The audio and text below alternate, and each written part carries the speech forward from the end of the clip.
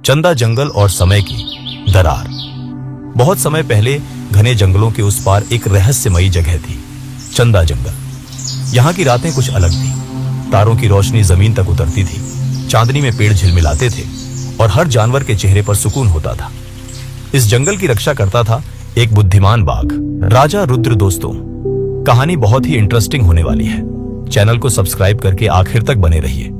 रुद्र न सिर्फ ताकतवर था, बल्कि दिल से भी बहुत बड़ा था। उसने कभी किसी पर जोर नहीं चलाया, हमेशा सलाह और समझ से काम लिया। इसीलिए जानवर उससे डरते नहीं थे, वे उसे मानते थे। लेकिन एक रात कुछ बदल गया। आसमान में एक चमक सी फटी, जैसे तारों की चादर पर किसी ने दरार डाल दी हो। उसी रात जंगल में अजीब बातें होने लगी। फूल जो सुबह खिलते थे, अब रात को खिल रहे थे। नदियां उल्टी बहने लगी, जानवरों की आवाजें आने से पहले सुनाई देने लगी। और सबसे डरावनी बात, कुछ जानवर बस अचानक गायब हो गए, जैसे वे कभी थे ही नहीं। राजा रुद्र घबरा गया, उसे कुछ समझ नहीं आया। उसने अपने सबसे समझदार सलाहकार बूढ़े उल्लू औपति वेदज्ञ को बुलाया। वेदज्ञ ने चुपचाप आकाश की ओर देखा और बोला, राजन, यह कोई सामान्य घटना नहीं है। यह कीट समय की दरार है और यह किसी भूल से नहीं, किसी की फनिच्छा कण से बनी है। अगली सुबह जंगल में एक अजनबी बच्चा मिला।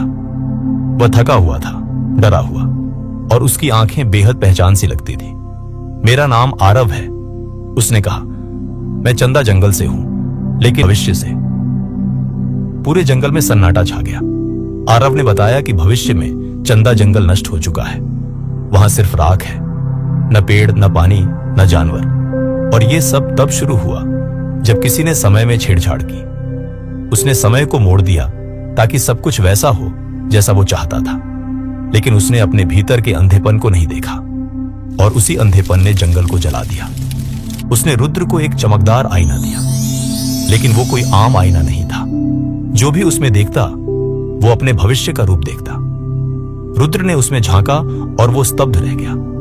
उसने खुद को देखा, एक तानाशाह राजा, जिसकी दहाड़ से पूरा जंगल कांप रहा था। चारों ओर आग, डर और अकेलापन। मैं ऐसा कैसे बन सकता, उसने फुसफुसाकर कहा। आरव ने जवाब दिया, हर शक्तिशाली जीव के भीतर एक अंधेरा छुपा होता है।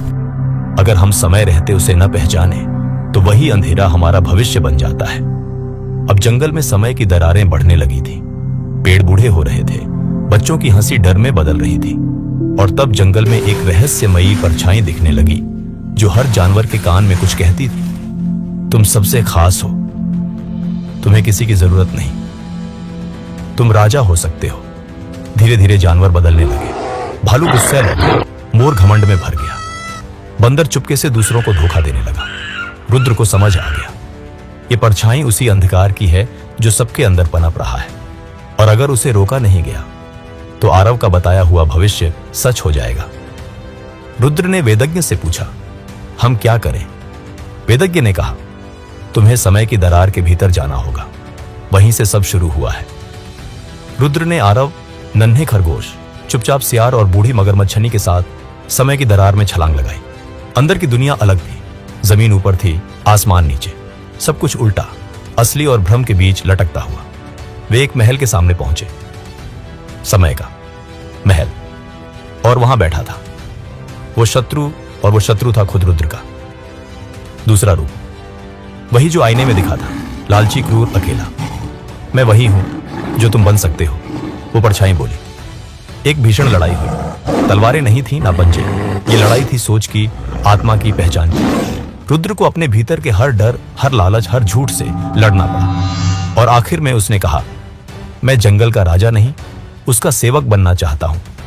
इतना कहते ही आईना टूट गया, महल ढह गया, और समय वापस जुड़ गया। जंगल फिर से जाग उठा, समय सीधा बहने लगा। आरव मुस्कुराया, अब मेरा भविष्य बदल चुका है। रुद्र ने देखा, जानवर अब पहले से ज्यादा समझदार थे। वे एक दूसरे की बातें सुनते थे, गुस्से की जगह सवाल करते थे, और डर की जगह भरोसा रखते थे। चंदा जंगल अब सिर्फ खूबसूरत नहीं था, समझदार था। हमारा सबसे बड़ा शत्रु बाहर नहीं, हमारे भीतर होता है, लालच, घमंड और डर। लेकिन जब हम समय पर खुद को पहचान लेते हैं, तो हम न केवल खुद को, बल्कि पूरी दुनिया को बदल सकते हैं। दोस्तों, एक वीडियो बनाने में बहुत मेहनत लगती है। आपकी एक लाइक और सब्सक्राइब हमारे लिए बहुत बड़ी मोटिवेशन होती है।